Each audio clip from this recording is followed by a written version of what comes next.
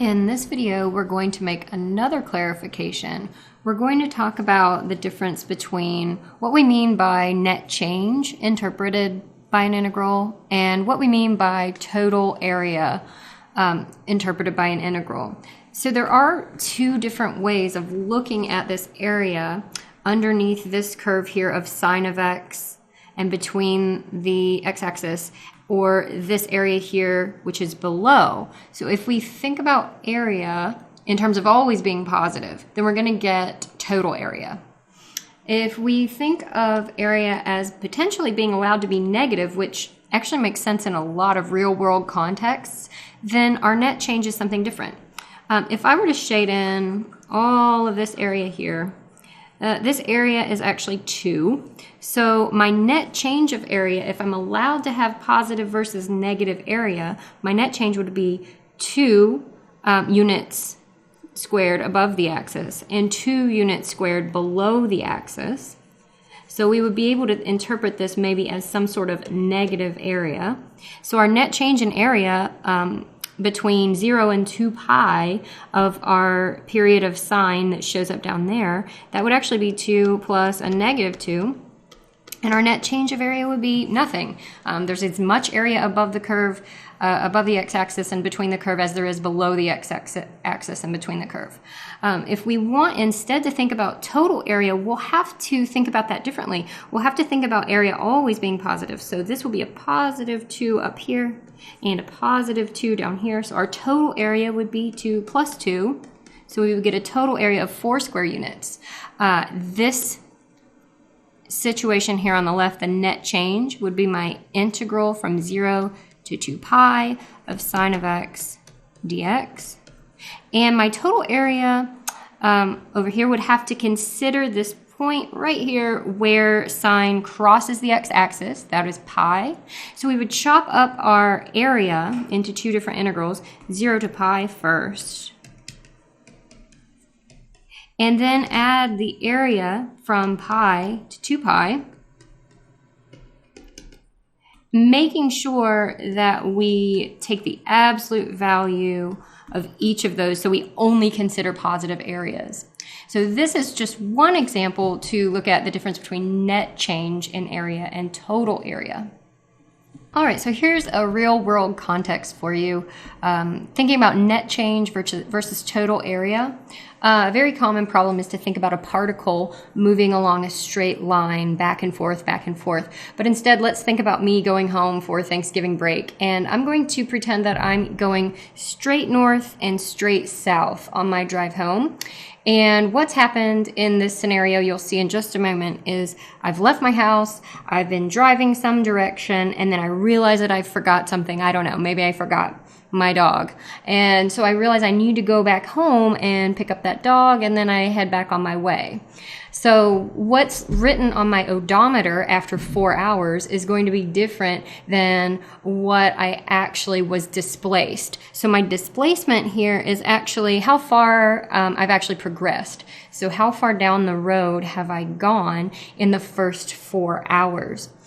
We know that position's derivative, so my position, its derivative is velocity. So this makes sense that we're going to want to actually take an integral, and we're going to take an integral for the first 4 hours, 0 to 4 hours of my velocity function. That's going to give me my position, how far my total distance traveled in the first 4 hours. So for that displacement, I really just need to calculate this definite integral here. It's going to give me my displacement in kilometers. So if I take this integral here, I'll end up with t to the third over 3 minus 4t squared over 2 plus 3t. Evaluate that at t equals 4. Evaluate that at t equals 0. And I'm going to get my net change. I'm going to get my displacement.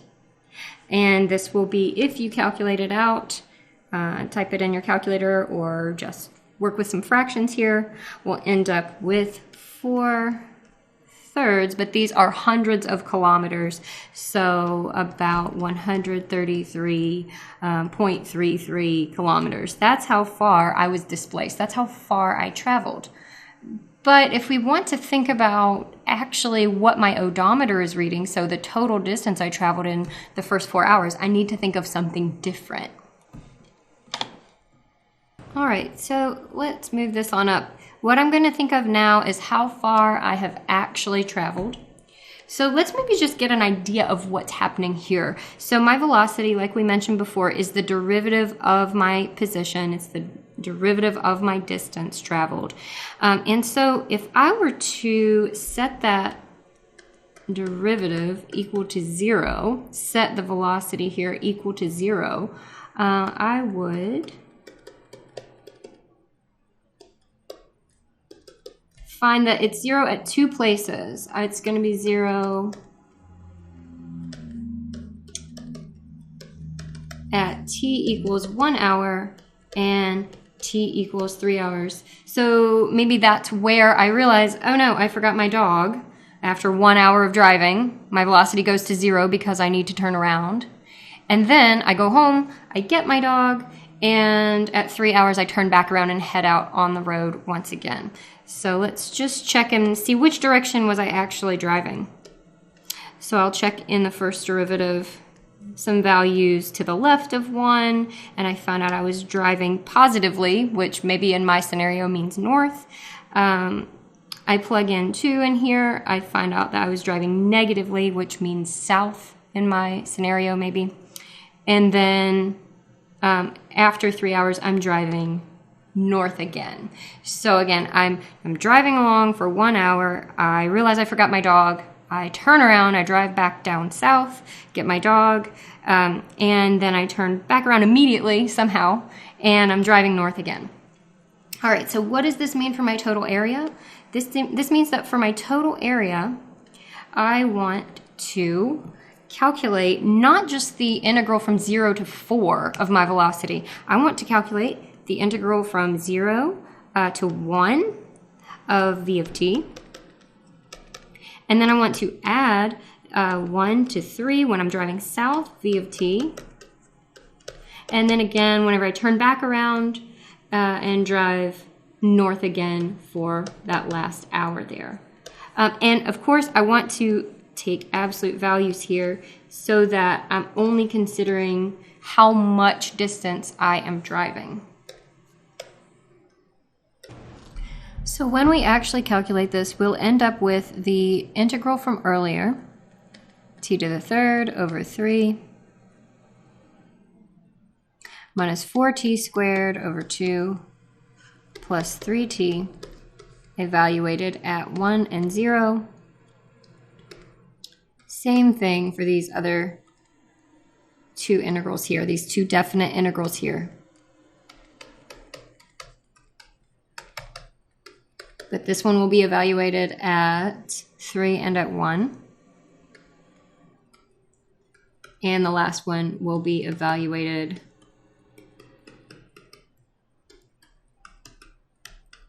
at 4 and at 3. And we need absolute values everywhere so that we make sure that we take a positive value, so that we get the total amount of distance traveled. So we need those absolute values right there. All right, so you can trust me or you can go and check that I calculated this correctly. And what you get is absolute value of 4/3 plus absolute value of negative 4/3 plus absolute value of 4/3, which adds up to be 12/3. And remembering that we are measuring in hundreds of kilometers, this would be a total distance traveled of 400 kilometers. Let's compare and contrast this with our first problem where I found out I was only displaced. I only made it down the road about 133.33 net kilometers, whereas my car actually went 400 total kilometers because I was driving back and forth. So that would be the difference between net change and total distance traveled in this case.